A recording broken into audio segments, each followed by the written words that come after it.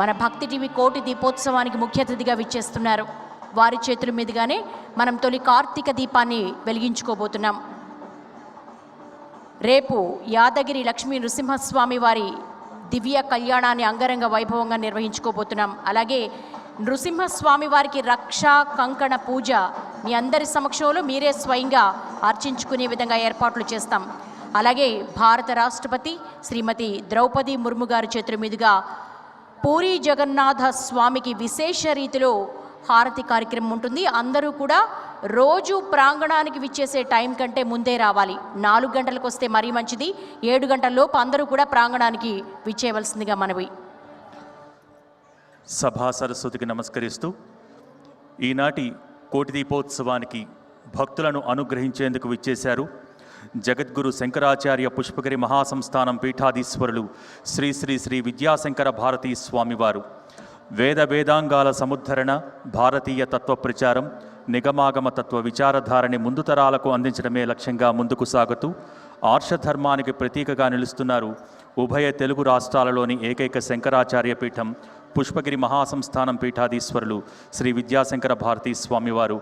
వారికి అందరి తరపున ఈ కోటి దీపోత్సవ వేదిక భక్తిపూర్వక స్వాగతం పలుకుతోంది.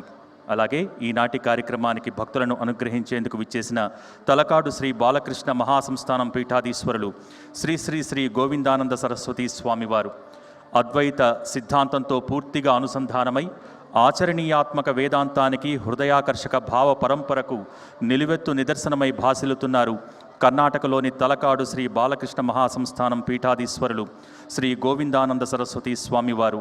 వారికి భక్తులందరి తరపున కోటి దీపోత్సవ వేదిక భక్తిపూర్వక స్వాగతం పలుకుతోంది.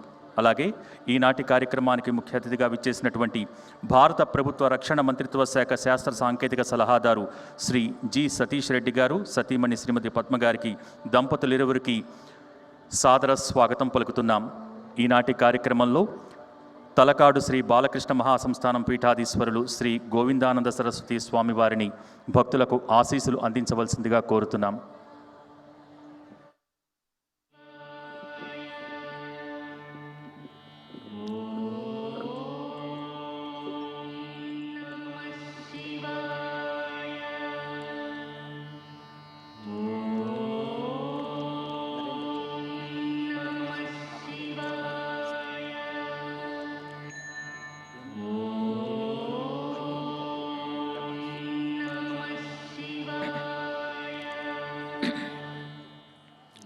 सच्चिदानंदरूपाय कृष्णाय क्लिष्टहरिणे नमो वेदांत वेद्याय गुरुवे बुद्धिसाक्षिणे अंतर्हृदि नियंतारं बहिश्च गुरुरूपिणं उभयत्रापि कृष्णांकितं वंदे देवकीसुतं श्रुतिस्मृतिपुराणानाम् आलयं करुणालयं नमामि भगवत्पादशंकरं लोकशंकरं सद्गुरुचरणारविंदाभ्यां नमः.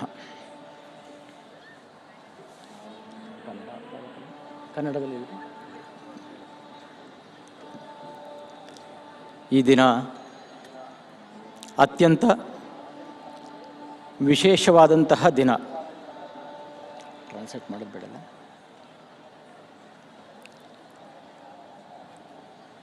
ಕಾರ್ತಿಕ ಮಾಸ ಕೃಷ್ಣ ಪಕ್ಷದಲ್ಲಿ ಈ ದಿನ ವಿಶೇಷವಾದಂತಹ ದೀಪೋತ್ಸವ ನಡೀತಾ ಇದೆ. 15 ದಿವಸಗಳ ಕಾಲ, 14ನೇ 2014ರಲ್ಲಿ ಪ್ರಾರಂಭವಾದಂತಹ ಈ ಕಾರ್ಯಕ್ರಮ ಇಲ್ಲಿಯವರೆಗೆ ಅತ್ಯಂತ ವಿಶೇಷವಾಗಿ ನಡ್ಕೊಂಡು ಬರ್ತಾ ಇದೆ. ವರ್ಷದಿಂದ ವರ್ಷಕ್ಕೆ ಅಭಿವೃದ್ಧಿಯನ್ನು ಹೊಂದುತ್ತಾ ಇದೆ. 2014ರಲ್ಲಿ ನರೇಂದ್ರ ಚೌಧರಿ ಭಕ್ತಿ ಟಿವಿ ಚೇರ್ಮನ್ ಹಾಗೂ ಅವರ ಧರ್ಮಪತ್ನಿ ರಮಾದೇವಿ NTV ವನಿತಾ ಟಿವಿ ಚೇರ್ಮನ್ ಇವರು ಕೂಡ ಈ ಕಾರ್ಯಕ್ರಮವನ್ನು 14ರಿಂದ ಪ್ರಾರಂಭ ಮಾಡಿದ್ದಾರೆ. ಇಲ್ಲಿವರೆಗೆ ಅತ್ಯಂತ ಯಶಸ್ವಿಯಾಗಿ ಬಹಳ ವಿಶೇಷವಾಗಿ ನಡೆದುಕೊಂಡು ಬರ್ತಾ ಇದೆ. ದೇಶದ ಮೂಲೆ ಮೂಲೆಗಳಿಂದ ಸಾಧು ಸಂತರುಗಳನ್ನು ವಿಶೇಷವಾದಂತಹ ವ್ಯಕ್ತಿಗಳನ್ನು ಕರೆಸಿ ಈ ಕಾರ್ಯಕ್ರಮವನ್ನು ನಡೆಸ್ತಾ ಇದ್ದಾರೆ. ಕೋಟಿ ದೀಪೋತ್ಸವ. ಈ ದೀಪ ಅಂತಂದರೆ ವಿಶೇಷವಾದದ್ದು. ದೀಪಕ್ಕೆ ಇನ್ನೊಂದು ಹೆಸರು ಜ್ಯೋತಿ ಅಂತ. ಈ ಜ್ಯೋತಿಯ ಬಗ್ಗೆ ಶಂಕರಾಚಾರ್ಯರು ವಿಶೇಷವಾದಂತಹ ಒಂದು ಸ್ತೋತ್ರವನ್ನು ರಚನೆ ಮಾಡಿದ್ದಾರೆ. ಆ ಸ್ತೋತ್ರದಲ್ಲಿ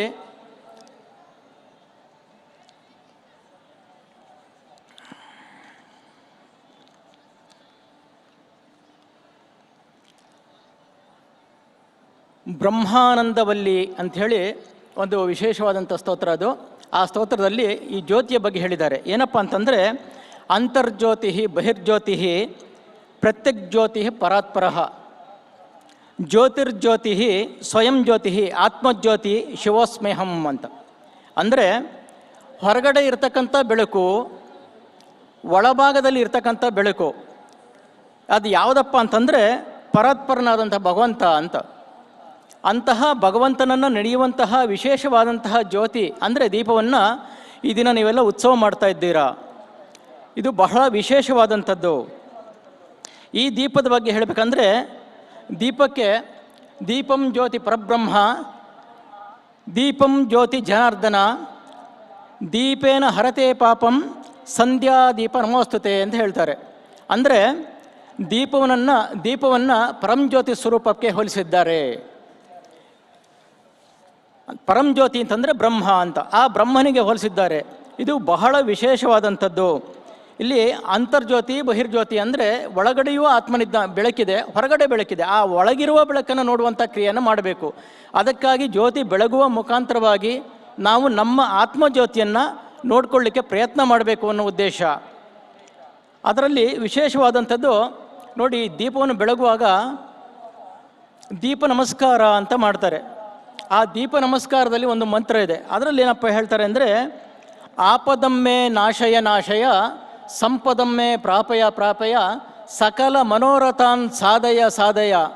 ಅಂದರೆ ಆಪತ್ತುಗಳೆಲ್ಲ ನಾಶವಾಗಲಿ, ಸಂಪತ್ತೆಲ್ಲ ಪ್ರಾಪ್ತವಾಗಲಿ. ಸಂಪತ್ತು ಅಂದರೆ ಬಾಹ್ಯ ಸಂಪತ್ತು ಇದೆ, ಆಂತರಿಕ ಸಂಪತ್ತಿದೆ. ಇಲ್ಲಿ ಬಾಹ್ಯ ಸಂಪತ್ತು ಎಲ್ಲರಿಗೂ ಸಿಗುವಂಥದ್ದು. ಈ ಆಂತರಿಕ ಸಂಪತ್ತನ್ನು ನಾವು ಪಡೆಯೋದು ಬಹಳ ಕಷ್ಟ ಇದೆ.